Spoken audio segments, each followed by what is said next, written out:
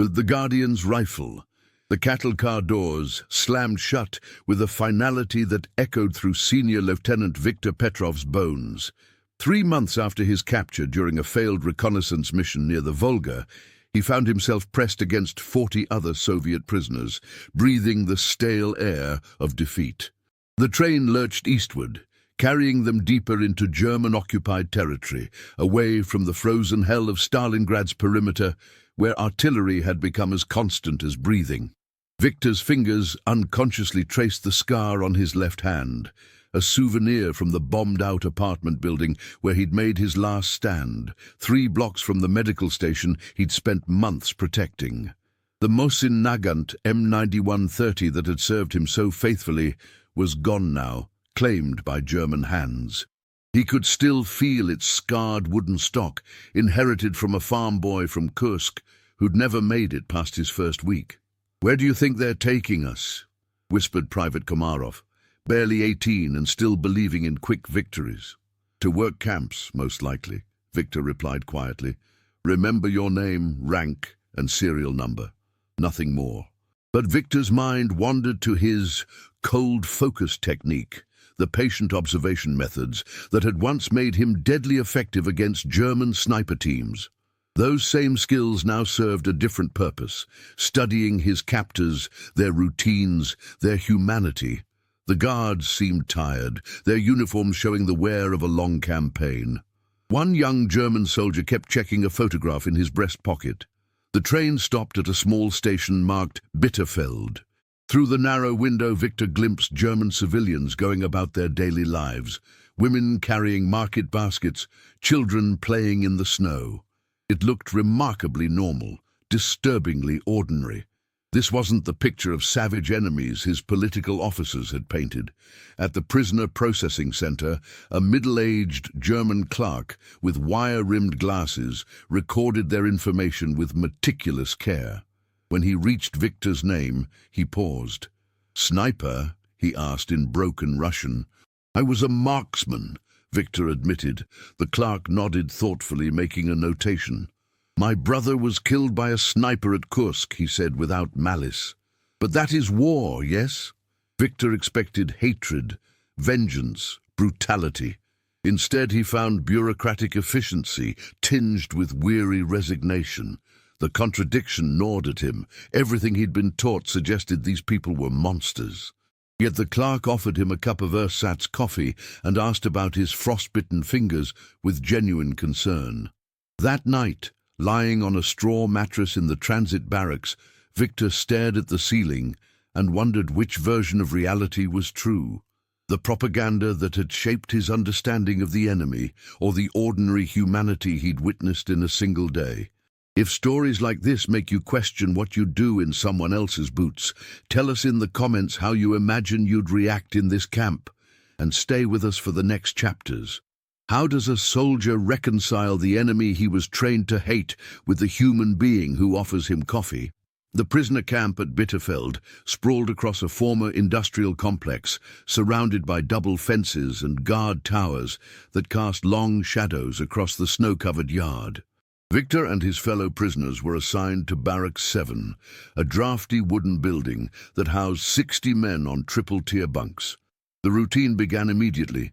Dawn roll call, work assignments, meals of watery soup and black bread, evening count, lights out. Viktor's first work detail took him to a nearby coal processing plant, where Soviet prisoners labored alongside German civilians and foreign workers from occupied territories. The foreman, a gruff Bavarian named Müller, had lost 2 sons on the Eastern Front, but treated his workers with practical fairness. "You work, you eat," Müller explained through a Polish interpreter. "You don't work, you don't eat." Simple. What struck Viktor most was the absence of systematic cruelty. Guards were stern, but not sadistic. The camp doctor, Dr. Hoffman, treated prisoners' medical needs with professional competence, even sourcing extra rations for men recovering from dysentery. This wasn't the death camp Viktor had expected. In Barracks 7, ideological divisions quickly emerged. Senior Lieutenant Volkov, captured during the same operation, maintained rigid adherence to Soviet doctrine. "They're softening us up," Volkov declared during evening discussions, "making us grateful for basic human treatment, so we'll collaborate. Don't be fooled by their kindness." But Victor's analytical mind catalogued discrepancies. The German guards often looked as war-weary as their prisoners. Young Corporal Brenner shared photographs of his farm in Bavaria, asking about Soviet agricultural methods.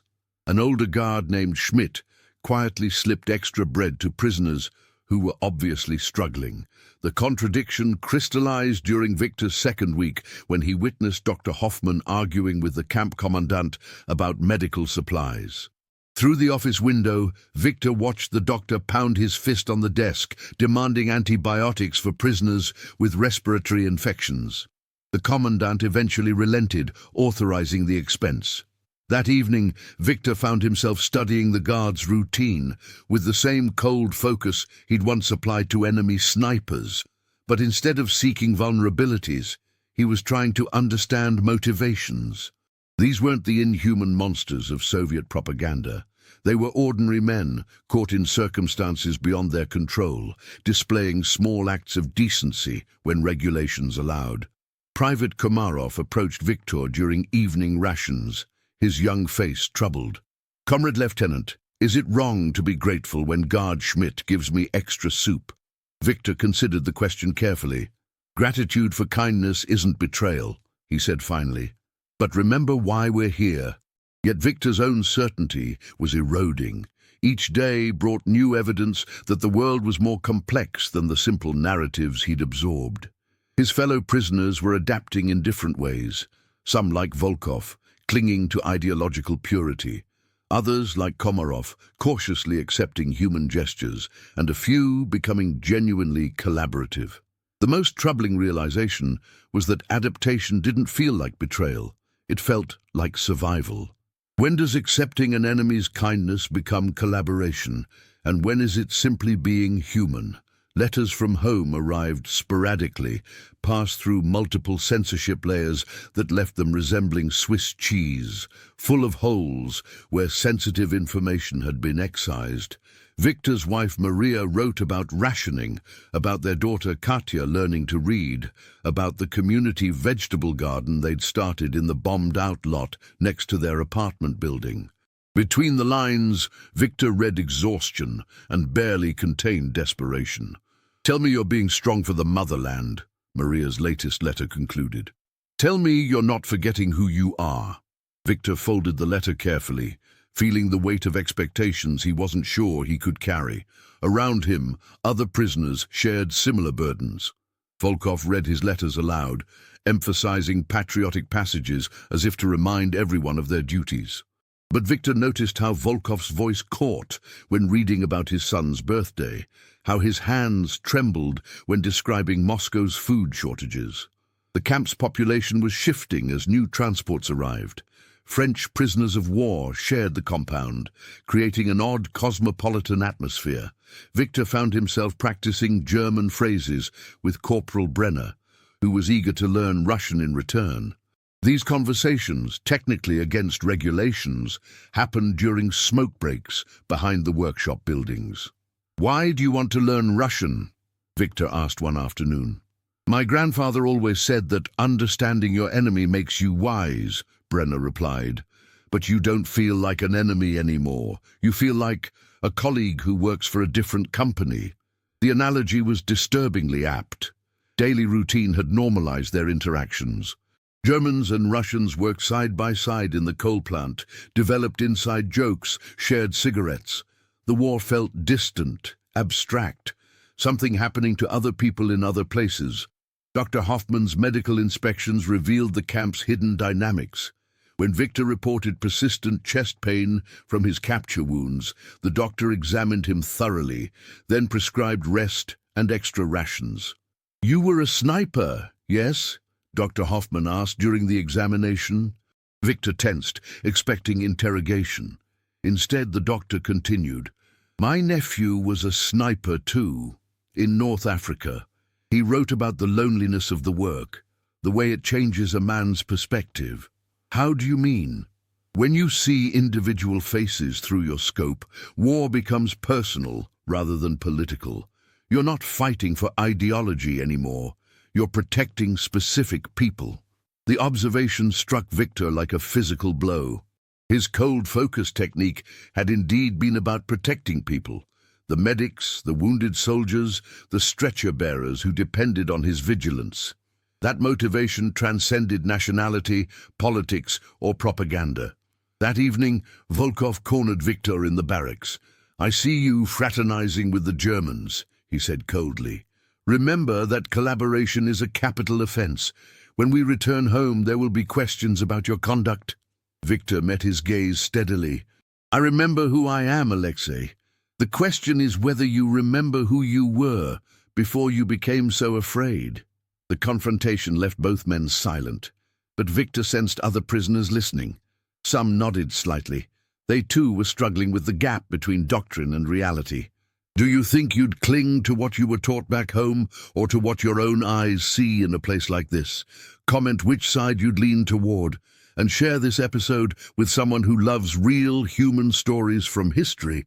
What happens to a soldier's loyalty when the enemy starts treating him better than his own side's propaganda suggested they would?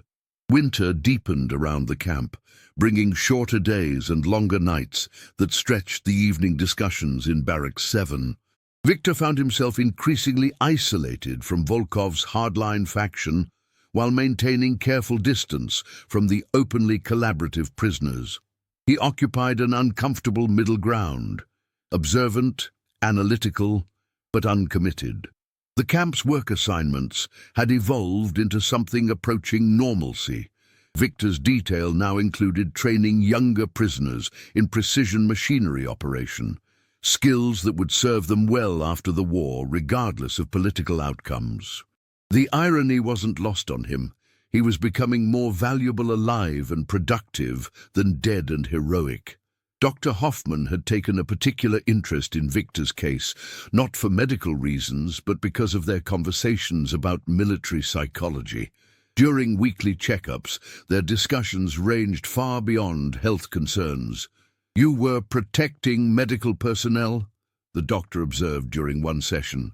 "That suggests a conscience that transcends military objectives." "My technique was about pattern recognition," Victor replied carefully. "Understanding systems rather than just eliminating targets." "Exactly. You saw the battlefield as an ecosystem where everyone had a role to play. Very unusual for a sniper." These conversations were dangerous territory, but Victor found himself drawn to the intellectual honesty. Dr. Hoffman seemed genuinely interested in understanding the Soviet military mindset without judgment or ulterior motives. The turning point came when Private Komarov fell seriously ill with pneumonia. The camp's medical facilities were adequate but basic. Dr. Hoffman fought bureaucracy to secure specialized medications, eventually trading personal favors with contacts in Berlin to obtain sulfanilamide. For 3 days, he monitored Komarov personally, adjusting treatments and providing round-the-clock care. Victor watched this unfold with growing discomfort. According to everything he'd been taught, Dr. Hoffman should view Komarov as expendable enemy material. Instead, the German doctor displayed the same protective instinct Victor had felt watching over his medics in Stalingrad. When Komarov's fever finally broke, Dr. Hoffman sat heavily in his office chair, exhausted from the vigil. "Why?" Victor asked simply. "Because he's 18 years old and calls for his mother when he's delirious," the doctor replied. "Because somewhere in Russia a woman is wondering if her son is alive. Because some things matter more than uniform colors." That night, Victor lay awake thinking about the Mosin-Nagant rifle that had served him so well in Stalingrad. Its previous owner had been another young soldier far from home, probably calling for his mother in his final moments. The rifle had passed from dead hands to living ones, carrying forward the human capacity for both destruction and protection. Volkov's faction viewed Dr. Hoffman's care as manipulation, a calculated attempt to weaken Soviet resolve, but Victor recognized something else, the same moral impulse that had driven his own protective mission in Stalingrad. The doctor was guarding his patients the way Victor had guarded his medics, using skill and dedication to create small islands of humanity in an ocean of institutionalized violence. The recognition was terrifying because it suggested that compassion wasn't uniquely Soviet, that the qualities Victor had valued most about his homeland might exist equally on both sides of the wire. Can kindness exist without politics? Or does accepting an enemy's mercy always carry political implications? The central revelation came through the most mundane of circumstances, a misdelivered letter that arrived with Victor's name but another prisoner's personal effects. Inside the envelope, along with a family photograph, was a small hand-drawn diagram that made Victor's blood run cold. It was a tactical sketch of sniper positions around a medical station, annotated in German with precise timing notations and observation angles. The drawing depicted the exact system Victor had dismantled during his 48-hour operation in Stalingrad. The coordinated pairs of snipers who had created medical dead zones to prevent Soviet stretcher-bearers from reaching wounded soldiers. But the diagram wasn't a battle plan. It was an after-action report filed by Obergefreiter Klaus Weber, the young German sniper Victor had eliminated at 13:47 hours on December 15, 1943.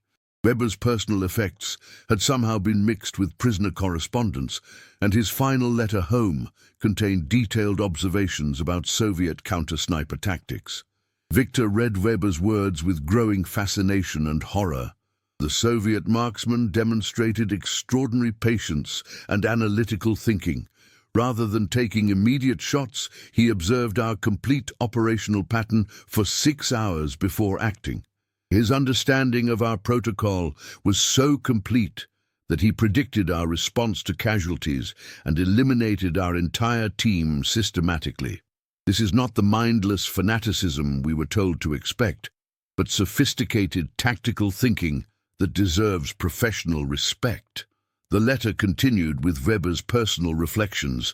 I found myself admiring his technique even as it meant my death. He protected his medics the way I tried to protect our machine gun teams. We are not so different, this Russian and I. We both understand that some things are worth defending, regardless of political doctrine. Victor's hands trembled as he read Weber's final paragraph. If I do not return from this mission, tell my brother that the enemy sniper who kills me is not evil. He is simply better at the same job I'm trying to do. Tell him that war makes enemies of men who might have been friends in different circumstances. Doctor. Hoffman found Victor in the camp library that evening, staring at the letter. You knew him, the doctor said quietly. It wasn't a question. I killed him, Victor replied. December 15th, 1943. First shot at 13:47 hours, confirmed elimination 5 minutes later. He wrote about you in his other letters, Dr. Hoffman said. Professional admiration for an opponent who understood the rules of engagement. He called you the Guardian because you protected rather than simply hunted. The revelation shattered Victor's remaining certainties. Weber hadn't been a faceless enemy, but a fellow professional, someone who understood the moral complexity of their shared mission. The young German had recognized Victor's protective instinct and respected it even unto death. Meanwhile, Victor's own superiors had mocked his cold focus technique as insufficiently aggressive. His brother is Corporal Brenner, Dr. Hoffman added. Klaus wrote about you in letters home. When Hans learned you were here, he specifically requested assignment to your work detail. Victor felt the world tilt off its axis. Brenner, who had shared photographs of his farm, who practiced Russian phrases, who slipped extra bread to struggling prisoners, was the brother of the man Victor had killed. And rather than seeking revenge, Brenner had chosen to understand. Does he know? Victor asked. He knows. But he also knows that you were doing your job the same way Klaus was doing his. Good soldiers don't hate their counterparts. They respect their skill and mourn their necessity. That night, Victor confronted the most difficult truth of his captivity. The enemy possessed the same virtues he'd been taught to believe were uniquely Soviet. Courage, loyalty, professional competence, protective instinct, these qualities transcended national boundaries. The war hadn't been between good and evil, but between competing versions of the same fundamental human values. What do you do when you discover that your enemy was more like you than your own comrades understood? The war ended on a Tuesday morning in May 1945, announced by camp loudspeakers crackling with static and disbelief. Soviet prisoners gathered in the main yard, some weeping with relief, others standing in stunned silence. Victor felt only emptiness where joy should have been.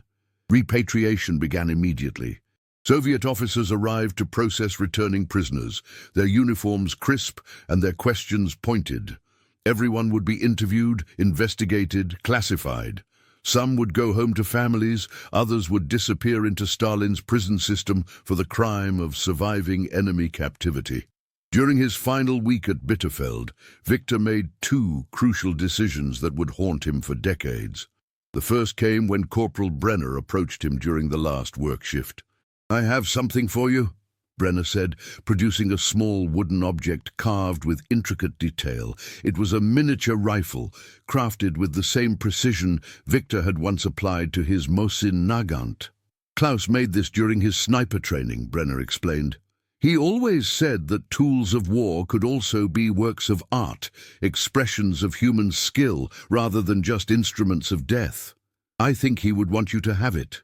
Victor accepted the carving with trembling hands. "I'm sorry about your brother. He chose his path, and you chose yours," Brenner replied. "But you both chose to protect rather than just destroy. That matters more than the uniforms you wore." Victor's second decision came during his interview with the Soviet repatriation officers. Major Petrov, no relation despite sharing names, conducted the interrogation with mechanical efficiency. "Did you collaborate with the enemy? Any unauthorized fraternization? Any actions that could be construed as treasonous?" Victor thought of Dr. Hoffman's medical care, of Brenner's kindness, of Weber's professional respect. He thought of Volkov, who would undoubtedly report these interactions as evidence of corruption. And he thought of the wooden rifle hidden in his personal effects, a symbol of humanity that transcended national boundaries. "No, sir," Victor lied smoothly. "I maintained proper military discipline throughout my captivity. The lie felt like swallowing broken glass, but truth would have meant disgrace, imprisonment, or death. More importantly, truth would have endangered others. Komarov, who had accepted extra soup, Dr. Hoffman, who had treated prisoners with dignity, Brenner, who had shown kindness to his brother's killer." Victor returned to Moscow carrying two secrets: the knowledge that enemies could be more humane than allies, and the wooden rifle that represented everything he couldn't say about his captivity. Maria welcomed him home with tears and celebration, but Victor felt like a stranger in his own life. He found work as a firearms instructor, training new recruits in marksmanship and tactical thinking. When students asked about his war experience, Victor spoke of duty, patriotism, and victory. He never mentioned the German doctor who had saved Soviet lives, or the enemy soldier who had carved wooden gifts for the man who killed his brother. Years later, Victor would take the miniature rifle on hunting trips to the Urals, carrying it as a talisman of truths too dangerous to speak aloud. Friends offered to buy him modern firearms, accurate weapons with advanced optics and enhanced capabilities. But Victor always declined, preferring older, simpler rifles that reminded him of his Mosin-Nagant and the complex lessons it had taught him about effectiveness, humanity, and the moral weight of precision. The wooden rifle sat on his bedside table until his death in 1987, when Victor's daughter found it among his effects, along with a letter he'd never mailed, addressed to a Hans Brenner in Bavaria, thanking him for teaching an old soldier that some forms of kindness can survive any war. Victor had carried the contradiction for 42 years, loving his homeland while honoring his enemies, protecting state secrets while treasuring private truths. The burden never lessened, but neither did his certainty that some human connections matter more than political boundaries. In quiet moments, Victor would hold the carved rifle and remember that the best weapons, like the best warriors, protect rather than merely destroy. Cold focus hadn't been about the rifle at all.